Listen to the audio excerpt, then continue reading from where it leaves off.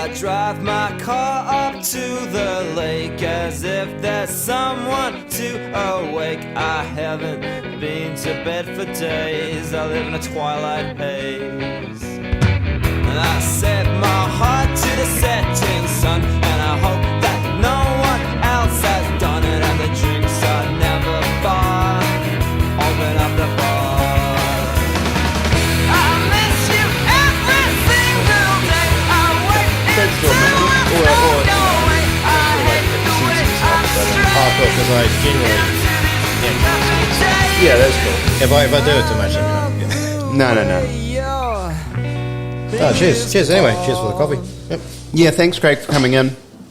Now, the reason you are here is because you've got an animation project, and it's had a number of different names, but your most recent one is called Oneshift. Oneshift, yeah. Yeah, so tell us a little bit about your background. Like, have you had formal training, like with your animation, or is you kind of self-taught? And is this the first project you've been working on? Because I see there's a couple of others that you've already kind of put out there. It's went through a lot of names actually, and I'm sticking with Oneshift because it used to be called Mad Lad. Yep. Which is a cool science fiction name, but I think Oneshift will be the proper name. Yeah. Once you know the context of the show. Yeah. In terms of formal training, I've graphic design, a little bit of animation, but mostly self-taught. Yeah. I prefer to be self-taught, really. I think I see myself as more of an entrepreneur type of person, going out and doing stuff themselves, you know? Yeah, yeah. Because I tend to have the passion there, and I want to keep going with that passion into what I'm doing. Yep. So if I went to a schooling environment, like that passion would probably disappear. It's only perhaps going to restrict you. Yeah. As opposed to... Yeah. So I've kind of tried to avoid that and try to do a self-taught, but I guess we'll talk about it a little bit. Being self-taught in New Zealand is a little hard. So yeah.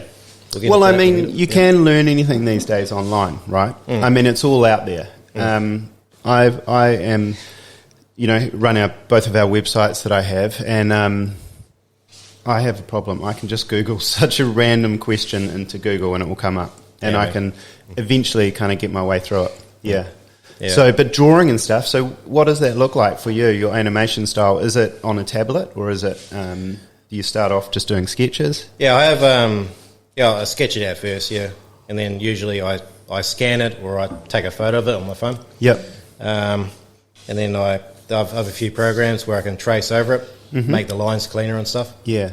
But I tend to like I like to do like 2D fully drawn animation. Yep. As opposed to like 3D. Though I am getting into it at the moment. I found a program that actually gets me into it. Like I had a hard time getting into 3D. Oh, yeah. But anyway, like primarily up to this point, I was mostly 2D. Yeah. Because I grew up with Japan animation, like anime and all those cartoons from the 90s and stuff. Yep. So you draw a lot of inspiration from those? Yeah, man. Definitely. Yep. So just name a few of them. Would it be like Dragon Ball Z and stuff like that? No, really. What's from the 90s? Yeah. No, Akira. Oh, yes. Yep. Ghost in the Shell. Yes. Yep. Like I'm from Australia. Yeah. But I'm a Kiwi by descent. My dad's from Greymouth. My mum's born close to Adelaide. Oh, right. But we lived in Australia for a bit. But there was always like what's called a video deli. It's like full of VHS tapes. Yeah. That's where I found Akira, Ghost in the Shell, Pat Labor, Project AOK, all that sort of stuff. Yep. And it's just, I used to rent those out as a kid. Yeah. Either with my mum or with my brother. I'll just ride my bike over there and just get them. Shove them into the VHS tape machine and just watch them, Mind blown. Yeah. So I think that's one of the main influence. But like other things like American animation, like, Beavis and Butthead, South Park and Simpsons and stuff. Yeah. I think that whole 90s period was quite a good time. It was rich. It was fertile, wasn't it? I kind of miss it, Yeah. I saw some of your stuff and it made me think of Rick and Morty. Oh, there you go. Just stuff going like off to whacked off latitudes and tangents. Tangents, yeah. Yeah. That's a good show, actually. That's probably the closest to the 90s sort of stuff out of everything else, I reckon. Yeah. That's still around today, and that's still, in actual fact, like innovating itself and still going. I was reminded when I had a look at some of the videos and different content that you've got online by Eon Flux a little bit, which is kind of similar. I remember watching a fair amount of that during my days flatting, and I wrote it down. Aquatine Hunger Force, right? Yeah, that's that. I love that. Yeah. Adult Swim. Yeah, which is very kind of American style, and I remember it taking me a wee bit to get into, and when I saw your stuff the first time, I was a little bit thrown, and I was like, okay, what's going on here? And then I kind of remembered how those things kind of operate and the style that it's just this sort of almost like a train of thought. But I don't take offence to that. You're not the only one. I think that's probably why I haven't got a lot of work around. I've had a bit of work with ad agencies, like in Wellington and down here a little bit. Yeah. But I think a lot of other people have sort of been thrown off as well, though. Well, look, it's kind of like a sub sort of genre type of thing. But in saying that, I think there's so much potential there. Like, it's exciting because it's not all the same. It's not mass-produced kind of garbage. It's original and unique, and that type of thing is hard to kind of reproduce, right? Yeah. Like, it takes a long time. Like, I'm frame by frame as well. Yeah. So I was thinking, like, I could be best suited with music videos. Yep. But I haven't found the band that wants that type of style yet. Yep. One day I will. Yeah. Never know. But, I think, especially here in New Zealand, it's more like they want more like the commercialised. They want, like, the safe sort of... There's trends and fads that come and go. They do. Which people kind of latch on. Yeah. That kind of... It's almost clickbait, right? Yeah. Which is a little bit annoying because I think with New Zealand, like, you can have variety. Like, there's been a history, even here in Christchurch, there's a lot of variety of, like, styles and stuff. Yeah. You can always bring it back any time. It just depends, like, what the product you're selling or the story you're selling is entails, you know? Yeah, and then it's up to the artist as to how much you want to kind of compromise and kind of sell out to any particular thing to... it can just become a monoculture. Exactly. But I mean, the same stuff. Carving out your own niche is it's always going to be a valuable thing, I think. But there are other problems that come with it, like trying to put food on the table and pay the bills. That's the big thing. I was laughing, man. There's some good stuff in there. I found myself watching it and suddenly going, just laughing. It's fucking good, man. Oh, I appreciate it, man. Then I'll like lose track a wee bit. Then that flicking cat comes back on. You saw the puppet sort of stuff as well? Yeah. Some of the puppet stuff. Yeah, mate, it's real good stuff. Some of that stuff's really good, man. Oh, cheers. Like just natural laughs. So you got something going on. Oh, I'm glad to hear that. Thank you. No, like that there was that was me like realising what you just said. Like you got to like speed it up, you know? Yeah. Because like my frame by frame stuff that you probably saw and other people probably saw, it's like it does take a while. Yeah.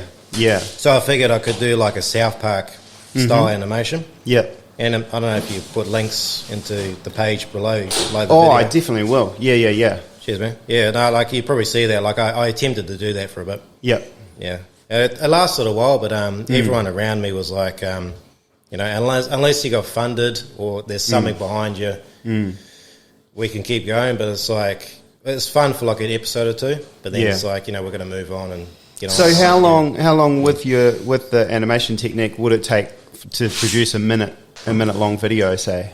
For the you mean frame by frame or the South Park stuff? Oh, the frame by frame stuff. Yeah. I don't know what you saw, but there's a little short clip of a robot. Yep. And stuff happens. Fighting and stuff like that. Yeah. Was it a duck or a bird? Oh, no, I know what you're talking about. Yeah. Okay, yeah. That one, that took me... And he ends up in a farm shed? Yeah, that took me about a month or so. Yep. No, that was cool. I really enjoyed watching that one as well. But like you say, to extrapolate that out over an episode or 40 minutes or goodness knows how many, man, it's time consuming then.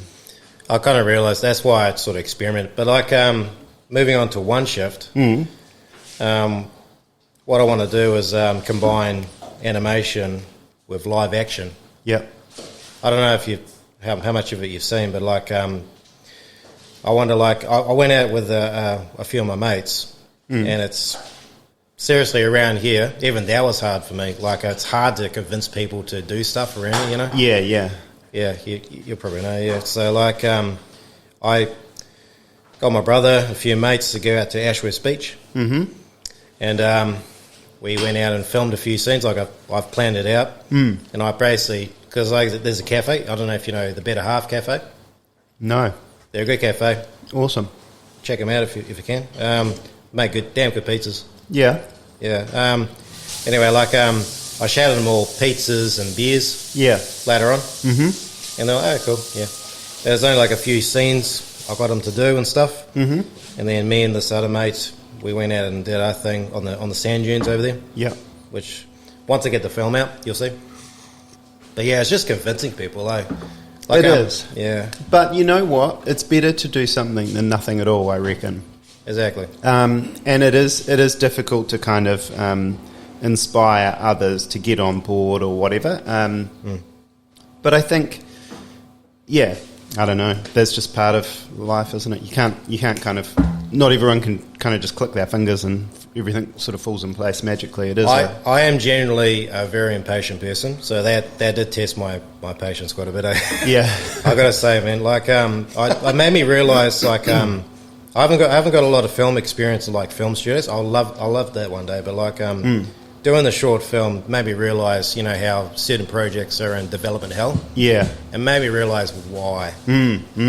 One of the main reasons, anyway. Yeah. Kind of, there's a lot of moving parts, and then there's different people, and aligning all of the stars together, for you to get it all. But yeah, man. Well, from my experience, and I'm no expert or anything, it just seems when you're trying to do a project, it's just constant failures.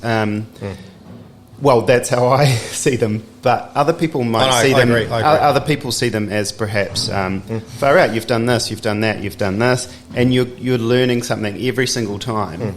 And you do start seeing those failures as opportunities to learn. And sweet, well, now I know not to do that next time. Yeah, totally, man. It can be frustrating though. It's yeah. I have like presented a lot of stuff to certain people in the film industry, and they always told me like, if you ever enter it, be prepared for your stuff to be sidelined. Yeah. Like, no matter how much work you put into it, it's gone. Yeah. You So know? it's one of those things where it's almost like when you're applying for jobs, 99% of the time it's rejection, and you're just kind of looking for that 1%. Yeah, man. And if you're too sort of sensitive or something, you might not reach that. Like you might not sort of endure all the rejection to get to that 1% of like, yes. That's why that's what I talk to people in the industry, and that's the one thing they sort of nudge on about. Yeah. They're trying to. I guess they're trying to test me as well. Yeah. But because they know I'm a passion. Like they always go for like the passionate people. Yeah. Because like you can be passionate about something, but maybe it won't work in a certain situation. Yeah. Totally understand, but yeah, it is. It is still a bit frustrating. Yeah. Yeah. So Oneshift, tell us a little bit. It's about New Zealand becoming the first fully automated country. So do you have a date that it's set and stuff like that? Oh, it's in the future. Like immediate, like sort of into the future. But like it's after that event happened, and then the world sort of moved on. Oh, yeah. Yep. Yeah. So, or actually, New Zealand has moved on, and it's gotten used to it. Yeah. So like the leaders of the industry is basically machines taking over and running everything. So like this cafe, you guys will be out of a job. Yeah. Where I worked, I'll be out of a job. Mm-hmm. Where any factory around here, all out of jobs, all taken over by robots. So what do humans do? That's the angle. Yeah. I want to get that was my first question. Yeah. Yeah, definitely. Where the hell are we? Yeah. That's the angle of it, eh? Trying to figure out what the humans will. Cheers, bro. Will Exactly. We'll do. Yeah. the one thing I was sort of thinking about is like, you know, we're going to maintain the robots and stuff, eh? That's true. Because like one thing I have about New Zealand is we tend to like focus too much on the production side of it, like mechanics and woodworks and stuff like that. Yep. So that's the angle I'm going with. Like maybe internationals will see that, be like, these will be the right guys to run the robots. Oh yeah. And then they'll take care of the robots. Service them. Yeah. These will be the servicemen of the robots. But then they realise, well, you're kind of doing a fake job. You're sort of running a machine to do something for you. Yourself, you want to do the job yourself. Yeah. Or like, you might get to a point, like, you know, robots take time to advance and stuff. Yeah. Maybe the robot's not doing the right thing.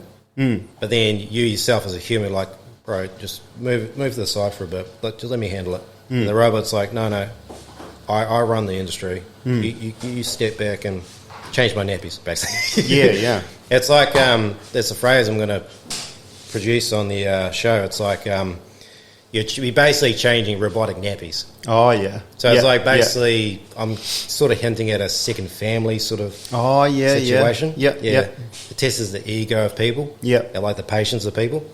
So it's like, Oneshift is basically like a dark, sort of satirical, like it's fun. It's not, because I suppose there's elements of society that exist currently which you can kind of interweave into it, and it's a commentary on what already perhaps happens. Yeah. Like basically for me, it's me meshing up my time doing labouring and orchard work and stuff like that. Yeah. Like I want to get into film. I want to tell stories, but I always end up doing orchard work. I always end up doing woodwork and stuff like that. Yeah. Like, and I've been on the benefit a few times. And I mean, they'll give you money, they'll leave you alone for a bit, but then eventually they'll ask you, do you need a job? And then they'll have a list of jobs. But like, you have your websites. Animation's not on the list. No, I was going to say, like, I've been telling them, like, I argue with like an old lady, like at a computer or something like that. It's like seriously, like, I've been looking on the website, I've been looking for jobs. Yeah. And the lady will just look there and go, no, like, we want you to look at these jobs. Yeah. And it's like, so it's the set, like sewer work and construction work and concrete work and stuff like that. Like, I don't want that. I want to do animation. Yeah. Or like, freelancing work is like, no, that's not on our list, though. No. Yeah. Computer says no.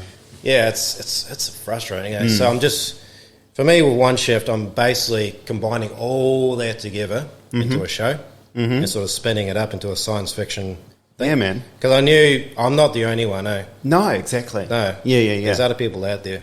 Even like talking to the old lady that sounds like some good stuff going on there, on the other end of the phone. That's right. That's where you get. I mean, to some degree, it's like a Stalinist prescription for it's like, no, we need this, and that. Exactly. You've got to do that. She'll probably be a character, actually. Yeah, I've still got her in my mind, actually. She'll probably be a character. Yeah. Look, I think there is a robotic nature to society. Yeah. All of these systems in place that we kind of put there to make life easier have this kind of unintended consequences of pretty much turning us into robots at times. I basically based Oneshift in North Canterbury, because especially in it's not just North Canterbury, but North Canterbury is a big pocket of it. We're basically production headed. We all. I mean, a lot of us are creative, and we love the music and love our arts and stuff like that. But the job is in the way, construction, machinery. So I just keep thinking every time I come to these jobs, at the moment, I used to work in the orchard. Now I'm helping a mate who's going to help me write this, actually, because I want to turn this into a series. What I'm working on at the moment is episode 0, or the pilot. Then I'll try and see if I can get it funded. And see where it goes, and then probably turn it into a series later on. And this guy's going to help me. But anyway, this guy, he's in the construction field. And I've been trying to convince him to help me film this one last scene at the end. Because I've got the footage there, but then there needs to be one extra scene that actually explains what's going on. And I figured it out. I know exactly what it is. Excellent. But I need that guy. I need a few other guys to. Yeah, I mean, look, if you can get it down on paper and break it down into small little steps or whatever and bite-sized chunks, then it's totally achievable. I mean, and I mean, not everyone works that way. I mean, you can probably just wing it, but I mean, yeah, like using cartoons and comic book styles. I mean, man, I wish I could do that. It's such a great way to express complex psychology and parody, societal parodies and all that. I remember I did a puppetry course one time at Polytech, and we did study a bit of Dadaism and cut-ups and stop motion. Nice. And I saw a lot of the cat video. Reminded me a lot of all that stuff going on. It reminded you of it. Yeah, mate. That's there's awesome. some good stuff in there, Craig. Oh, cheers. Thank you. Yeah. No, it's like, I keep going. Like, it takes time. But it's like, I've got it there. I know what it is, Yes. Yeah. Yep. Yeah. So it even got me think of Spike Milligan. Some of those like just crazy takes on, crazy but totally valid takes on society. Even like Robert Crumb. Robert Crumb, yeah. Comic. He's come up on my YouTube feed lately, and I was like watching some of his interviews when he's older. He seems a pretty sharp guy. He is actually. How pure was that guy, just expressing weird stuff? Yeah. So good. I grew up reading his comics actually. oh right, Some guy here in I forgot his name. Ian Dazile. Shout out to Ian Dazile. I don't know if he's still around. yeah, He done a bit of editing for Wrap It Up magazine. oh yeah, I met the guy actually. He had a graphic design company around here, like at the art centre actually. This is before the quake. He introduced me to all that, all the underground comics and whatnot. yeah. And most of them was Robert Crumb. Yep.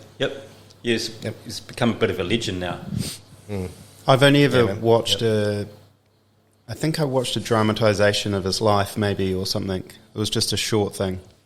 Well, I mean, it was movie length, but it was just perhaps a section of his life. I think I remember that. I think it had his brother in there as well. Oh, He's okay. locked around this room with books all around him. Yeah, I don't know. I'd Does be that ring a interested bell? in hearing some of the actual. His family were all comic artists. I think his daughter and his sister, I think, were all comic artists as well. Yeah, but that reminded me of, there was a documentary on him, just called Crumb, I think. That reminded me as well. Right. Yeah. Yeah, I grew up with a lot of Mad magazines, Mad, and before that it was English Buster. But it was, this from a whole different era. And then, it's moved on since then. Yeah, I grew up in comic-wise. I've read a few superhero comics, Spider-Man, Batman and stuff. Oh, yeah. They're all cool. Yeah. But the main ones I grew up on were 2000 AD and heavy metal. Oh, wow. And again, I'm a young kid. Yeah. Going in, like a lot of those heavy metal, I think it was heavy metal actually. Basically, it was covered in glad wrap. Yeah. Or you had to be an adult to do it. Yeah. But they're at the newspapers shop in Australia. It was basically like a metalhead guy. He was into that stuff as well. Oh, classic. And his mother owns it as well. So it's like a family owned thing. But that guy was like, bro, you can have it. Yeah, you're gonna see it. Oh, cool. Yeah. So I got away with it. Yeah. Good stuff though. Good stuff. Yeah. Yeah, exactly. I forgot about old 2000 AD and Judge Dredd and all of those sort of types. My sister did fine arts at Canterbury, and she got into Slane. I think there's one called Slane. Is there Slane? And Yep, the things Barbarian. like that. And Yep. did quite a lot of work around that. And it's I don't know. I like the idea of a science fiction thing based in Canterbury. It's the year 2000 was a bit of a letdown, admittedly. Not much of the future kind of happened. Y2K, yeah. Y2K, yeah, exactly. So now we're up to 2022. But just chuck us ahead another 50 or 100 years. One cool thing about it, I'll mention it, I've been recently inspired by all these film studios being built up Oh, yes. around here. Yes. There's one in Wanaka, there's one in Queenstown, I think. One in Templeton, there's one in Upper Hutt. I thought there was one in Rangoora, but it's accommodation, I think. But right. There's a few other ones being built up. It just got me to thinking. It's finally, I've been waiting for this to happen since Weta, done Lord of the Rings and stuff. Yeah. We could be a good storytelling hub, like a proper film industry. Like, what's sort of frustrating me is like we tend to, you know, we tend to help other people. This is where the production stuff comes in again. Yeah. We tend to be more producers than storytellers. Yeah. Like we let the internationals come in, use our land and film our stuff, and then use our facilities, and then we have the brains and stuff to figure stuff out and stuff. Yep. But I tend to think like, continue. Yeah, sorry. We could be like storytellers and stuff. Eh? Yeah, yeah. Because one thing I say, like every time you go to a bar, every time you go to a cafe, the amount of information you get from people, how clued on everyone is, you think like, man, that could be a story or a half. Eh? But the only thing is, we don't like to be recorded. No, you know what I mean? Yeah, we just yarn, we just tell a spiel, and let the night go on, or whatever. Yeah. Yeah, you're right. Imagine, Well, it's we're getting recorded right now. Well, there you go. Like this is cool, actually. But it can be hard, and it's hard for guests sometimes to get their head around it. It was hard for me to get my head around it that we were even going to do it, and it was such a random. Well, I mean, I know it's super popular at the moment, podcasting and what have you, but it's still difficult when you do actually take the step to start something, because then you do think about everything you're talking about, and you're like, you know what's cool about you guys? Actually, that was pretty cool. That's why I try to get onto your show. Actually, like here in New Zealand. Like, if you're a cafe, you're expected to be a cafe. Like, if someone's going to come in here, they expect to have coffee. Yeah. They don't want to see these microphones and stuff. So I appreciate the fact, like, it's early. Yeah. But I appreciate the fact you're doing this first and then your cafe later on. Opens up. Yeah. We awesome. try and do one a week or... things are changing, though. People are getting a bit more creative, a bit more styles going into their lives. It's not just a sort of monochrome lives so much anymore. Well, despite how much COVID sucked, it still produces, when things like that happen, the earthquake sucks, afterwards there's a wave of innovation and people doing things differently because they're perhaps discontent or they have an opportunity to look at things differently. And COVID gave us that opportunity. We would never have been doing this. If I could make money selling coffee and food. Desperation creates innovation. Desperation. Exactly, It's like, what do you got to lose? Yeah. I mean, it's like even after the quakes, I've noticed that in Christchurch, like it's reinventing itself. Yeah. And like I travelled around a bit, like to Melbourne and London and stuff. Then I come back here, and just how it's changed around here is pretty awesome, eh? Yeah. And now there's podcasts now. Yeah. Or our podcast now. Yeah. You know? And those film studios popping up. I reckon what you were talking about before, it's kind of like we've seen that in another thing recently as well. There's an inferiority complex that we have. Like, so we let these international players come in and tell us, I'm so sick of that inferiority complex. It drives me nuts. Me too. Yeah. Mate, I've just always hated it. Yeah. It's stupid. Well, the fact that like we're not. I mean, we are a small country, but we're all opened up. We're all connected with each other. So it doesn't apply But it's now. nothing to do with the smallness of the country. It's to do with the quality of the psyches of the people in the country. It's almost the smallness of the minds. Yeah. Totally agree with you, man. Yeah. It's so obvious. So recently in the media there was Christchurch, New Zealand, which is a little wing of the Christchurch City Council. They said, we're going to rebrand Christchurch. We used to be called the Garden City. We need something to bring us into the whatever.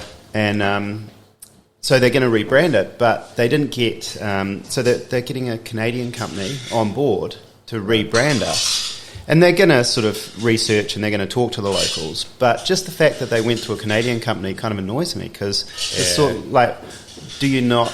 Like, what about supporting local? Because there's a ton of branding agencies and different businesses that could easily come up with a brand within a week or so, I'd say. One thing I say to you, like going back to the film studio stuff with locals, like we're all like nostalgic for films of old and stuff. Yeah. One aspect of that is practical effects like puppetry and stuff like that. Yep. Seriously, if you want that to happen again, get us to do it. Because again, we are production savvy, but instead of getting us building buses, building houses, building whatever, how about we build puppets or build actual customised vehicles for films? Yeah. Like especially over in Rolleston, that's like a big industrial area. It's large and heaps of people work there and stuff. I worked there, like I did like a bit of sawmill stuff and like stacking wood and building buses and stuff. Oh, right. It's cool, but like sometimes I just sit there and go, mate, seriously, you can literally put a soundstage there. You have a few cameras working there. You can have a green screen here. You have all these people, like, instead of like being bored building buses, building, like, you know, stacking wood, we can make a film. Yeah, yeah. I just kept thinking that when I was there. Yeah. So you mentioned these different little film studios going in. Well, I shouldn't call them little. They seem pretty big. So there's the Canterbury University one. There was one out at Templeton, just locally. And so what do you make of them? Because those they're sort of like a virtual. What do they call it exactly? They're sort of filming stuff using a lot of technology, and they're making it look like they're in completely different locations, but they're just there. Oh, yeah. There's a thing like that's where the green screen stuff comes in. Yeah. It's kind of like virtual production. I think that's the byproduct of COVID. Maybe. Yeah. So like you don't have to travel around. Yep. Just do it in the thing. Yeah. I think that's what you're talking about. Yeah. Templeton, like all these film studios, they're doing stuff with streaming. That's why I want to turn Oneshift into a TV series, I suppose. Yep. More content. They want to focus on that a lot more. But yeah, they're utilising all these technologies because, I think one of the reasons, I'm going to guess, I'm not really too sure, one of the main reasons is Weta released all their film technologies. Oh, yes. Through Unity. Oh, right. So anybody can make Lord of the Rings style special effects now if they got Unity on their computer. Is that right? Yeah. Wow. Not quite yet, but like pretty soon. Yeah. It's going to be rolled out. They've like basically sold I don't know if they sold it, but they sold a certain thing through Unity. Right. So like anybody can use it. Yeah. I'm sort of I'm putting two and two together. Like maybe the film studios are sort of like, they're probably let's jump onto it. Mm-hmm. Yeah. Which is cool though. It was cool. It's the same kind of stuff that The Mandalorian was created using. So I just chucked a massive piece of pan-forte in my mouth. All good. That's hard as to talk with that. Yeah. Don't talk with your mouth full. Yeah. The Mandalorian stuff. So you're talking, you can just create these hard-out science fiction sort of fantasy worlds.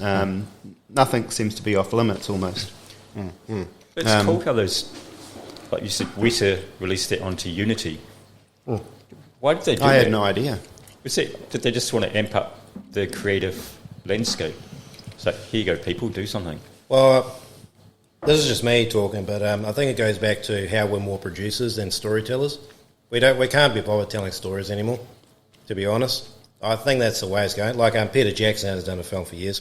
He's basically he retold the Beatles Let It Be sessions and stuff. He's done that Beatles miniseries. Yeah, I think he wants to get more into that.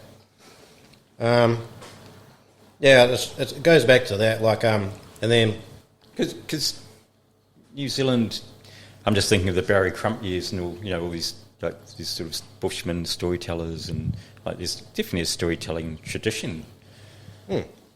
That's what goes back to like every time you go to a pub, you hear some old guy spill something and spinning a yarn and all that. He's not talking crap. He's actually talking sense and like he knows the current events. He knows what's going on. Yep.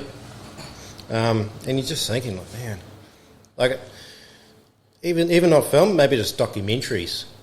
You could make 1,000 documentaries out of it.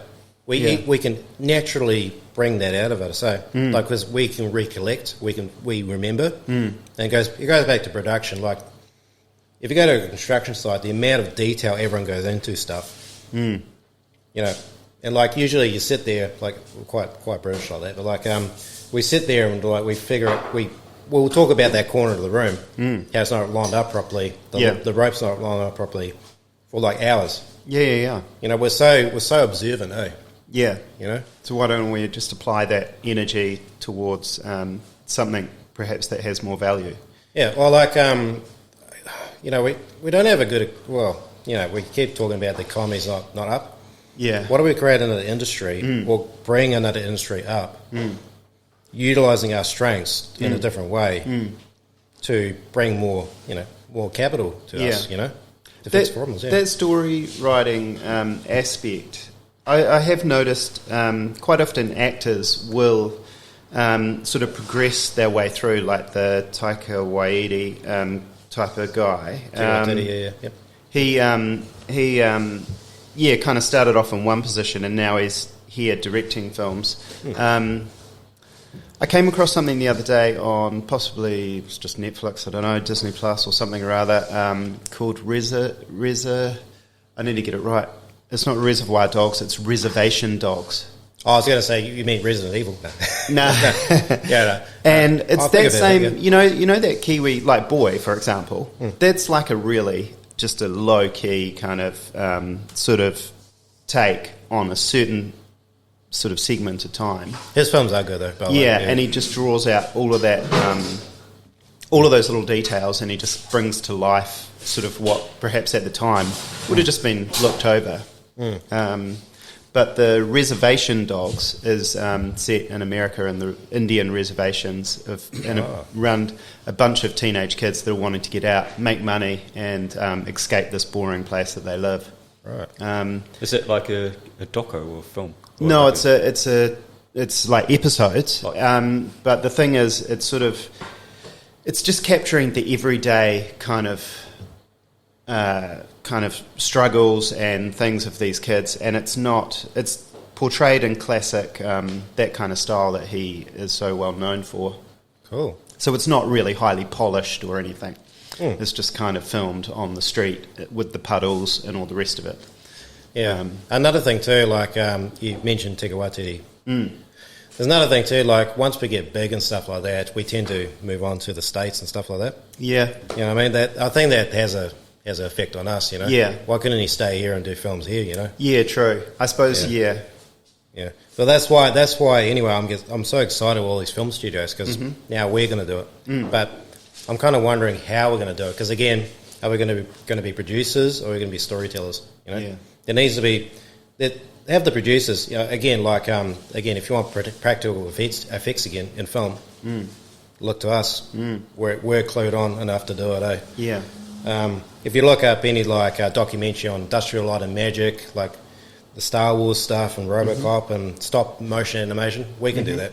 Yeah. I can see every time I go to a construction site, we're clued up enough to do it, eh? Yeah, it's very exciting, eh? Yeah. But just do it here, here in New Zealand. Like, it kind of inspires me, like with anime, like in Japan. Yeah. They became their own industry, animation industry. Yeah.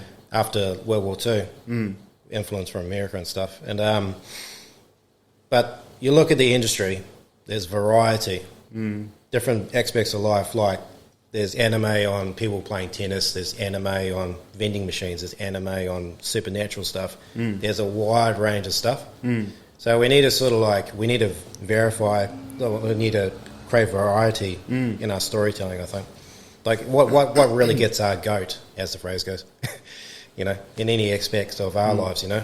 And anyway, Oneshift is my attempt to express that goat. I think, just keep on doing what you're doing, basically, and if anything, just put more energy towards it. It's and like you say, the Japanese, they had that animation thing going on, but it seems like whatever they do, they also, after the war, once again, the fashion, they just focused on it so heavily, and now they've got these really amazing brands of denim and stuff, which they kind of took from America, from those things. And it's just sort of flourished. Little industries have kind of flourished around it. Yeah, man. I don't know what the exact formula is for it, but I guess it's just people who are passionate like yourself who dedicate sort of a certain amount of time and energy towards stuff. I think that's one of the biggest industries over there. You know, it's like storytelling and stuff. Yeah. But they're quite, you know, they're probably the same as us. Like they'll rather get on with life and, you know, produce stuff. But then there's anime. Yeah. Like, you know, I think it's tied in with the fact that you know, people are quite lonely over there and they need something, you know. But we could do that. I reckon we could, because that's the audience here. Like, I'm not the only one. I'm not just doing exactly. Yeah, there's other people like me who's frustrated and they get on the benefit and they go through that system and they get annoyed, you know. It's a really annoying system to go through, eh? Well, it doesn't seem to empower people. No. Yeah. So, no, that's exciting. I'm looking forward to seeing like more development. So what can you tell us about like Oneshift? What's your next kind of thing? Is it filming that last scene? Yeah. At the moment, I'm waiting for the one guy I've filmed with to come back to me to do a narration at the beginning.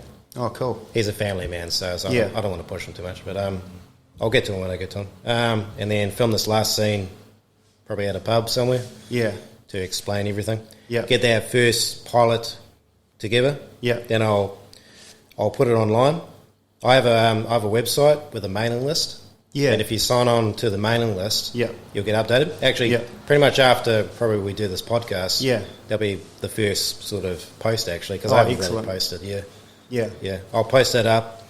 The final tile's up. Yeah. The pilot's going to come out. Yeah. And then there'll be the case of finding funding and developing it afterwards. Awesome.